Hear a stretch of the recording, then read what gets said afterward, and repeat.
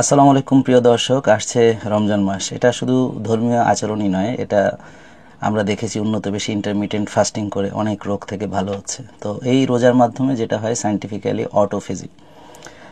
1960-এর দশকে জাপানি বিজ্ঞানী ইশিনোরি ওশিমি উনি অটোফেজি আবিষ্কারের মাধ্যমে পরবর্তীতে 2016 সালে উনি নোবেল প্রাইজ পান। এবং যখন আমরা দীর্ঘক্ষণ না খেয়ে থাকি তখন শরীরের যে পুরাতন সেলগুলো আছে, সেগুলো ক্ষতিগ্রস্ত যে সেলগুলো আছে সেগুলো ভেঙে নতুন নতুন সেল তৈরি হয়।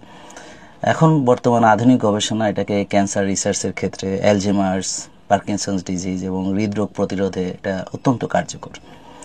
আর আপনারা জানেন আমরা হোমায়ার পরীক্ষা করাই ইনসুলিন রেজিস্ট্যান্স টেস্ট করার জন্য। ইনসুলিন সেন্সিটিভিটি কমে যায় এবং ডায়াবেটিস দেখা দেয়। রোজা ইনসুলিন রেজিস্ট্যান্স কমায়, টাইপ 2 ডায়াবেটিস নিয়ন্ত্রণে রাখে এবং সঠিক নিয়মে রোজা রেখে খাদ্যাভ্যাস এবং ব্যায়াম, ঘুম ইত্যাদি ঠিক রাখলে এটা সম্পূর্ণ রিভার্স করা যায়। ইনসুলিন লেভেল কমে যায়, বডি ফ্যাট বার্নিং স্টেটে চলে আসে এবং ইনসুলিনের কার্যকারিতা 20 থেকে 30% পর্যন্ত এটা বৃদ্ধি পায়।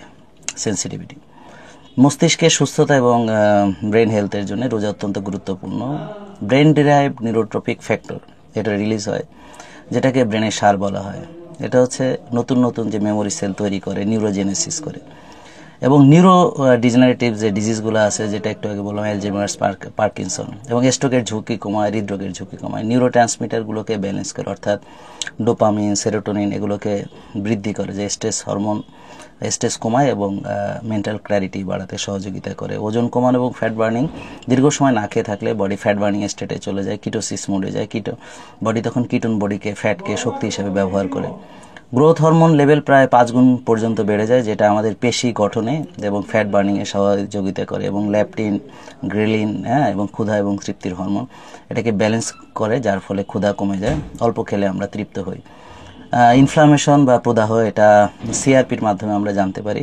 তা আমরা দেখেছি আমাদের রোগীগুলো যারা নিয়মিত রোজা রাখছেন, সঠিক খাদ্যাভ্যাস, ব্যায়াম, ঘুম ইত্যাদির সঙ্গে তাদের সিআরপি সিগনিফিকেন্টলি কমে নর্মাল হচ্ছে এবং বিভিন্ন অটোইমিউন ডিজিজ থেকে তারা বাঁচতে পারছেন এবং বিভিন্ন ইনফ্লামেটরি ডিজিজ থেকে তারা বাঁচতে পারছেন। তো এর ফলে অটোফেজিও বৃদ্ধি পায় সিআরপি কমে গেলে এবং শরীরের যে টক্সিন এগুলো ডিটক্সিফাই হয়, ক্ষতিকর যে প্রোটিনগুলোকে বডি আবার নতুন প্রোটিন হিসেবে তৈরি করে।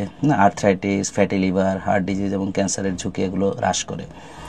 দীর্ঘ এবং অ্যান্টি এজিং হিসেবে একটা new England journal of medicine সেখানে একটা 80টা আর্টিকেলকে রিভিউ করে একটা চমৎকার রিভিউ আর্টিকেল তৈরি করেছেন 19 সালের শেষের দিকে। তো সেখানে রোজার মাধ্যমে বয়সকে রিভার্স করা, ডিজিজকে রিভার্স করা, এটা ওনারা 80টা ডকুমেন্টস থেকে একত্রিত করে সেটা একটা সুন্দর রিভিউ আর্টিকেল আপনারা পড়বেন, আমরা লিঙ্ক দিয়ে দিব। রোজা লম্বা আয়ুর সাথে সম্পর্কিত। এমটর এবং আইজিএফ অন হরমোন কমায় এবং যার ফলে বার্ধক্য আমাদের দেরিতে আসে।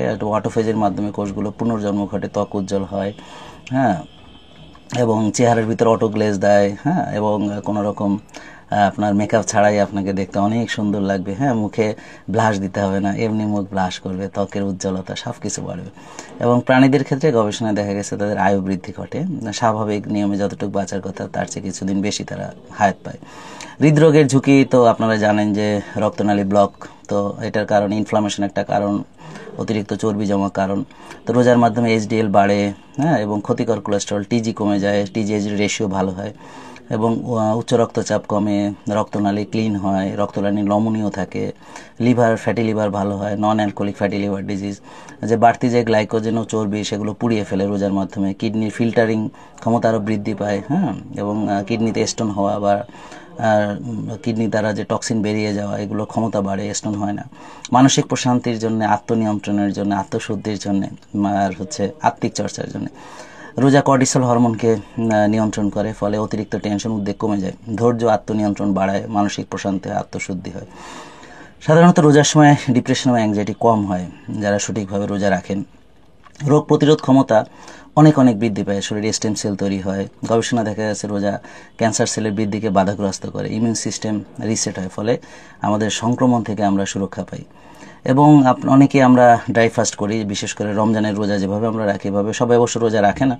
তো রমজানের রোজাতে আরও বেশি আমরা উপকার পাই। ড্রাই ফাস্টিং অনেক ভালো কাজ করে, যেমন আমরা তখন পানি টানি খাই না, তখন দ্রুত ফ্যাট বার্নিং হয়, দ্রুত খারাপ কোষগুলো ব্রেকডাউন হয়, যেটা ওয়াটার ফাস্টিংয়ে দেরি হয়। এবং হচ্ছে ড্রাই ফাস্ট মানে হচ্ছে কিছুই খেলাম না। তো আর ইনসুলিন সেন্সিটিভিটি আরও বেশি বাড়ায়, প্রদাহ খুব দ্রুত কমায় এবং ইমিউন সিস্টেমকে আরও বেশি শক্তিশালী করে, ডিটক্সকে আরও ভালো হয়। তো এই জন্যে ড্রাই ফাস্টিং করলে দ্রুত আমরা রেজাল্ট পাবো। তো প্রিয় দর্শক, আমরা সঠিক নামে রোজা রাখবো। তো রোজার পরে আমরা যে মনে করেন প্রসেসড ফুড খাই, আল্ট্রা প্রসেসড ফুড খাই, এগুলো থেকে আমরা বিরত থাকবো, এগুলো আমরা খাবো না। এবং ঘুম, ব্যায়াম, মানসিক প্রশান্তি এগুলোকে আমরা ইনক্লুড করব। ইফতারিতে আমরা আজে বাজে জিনিস খাবো না, তাহলে দেখবেন আপনারা রমজান মাস সুন্দরভাবে রোজা রাখার ফলে মাস শেষ হওয়ার সঙ্গে সঙ্গে দেখবেন আপনার সব রোগও শেষ হয়ে গেছে। সবাইকে ধন্যবাদ। আমাদের অন্যান্য ভিডিওগুলো দেখবেন। ভালো থাকবেন। আসসালামু আলাইকুম রহমতুল্লাহি ওয়া বারাকাতুহু।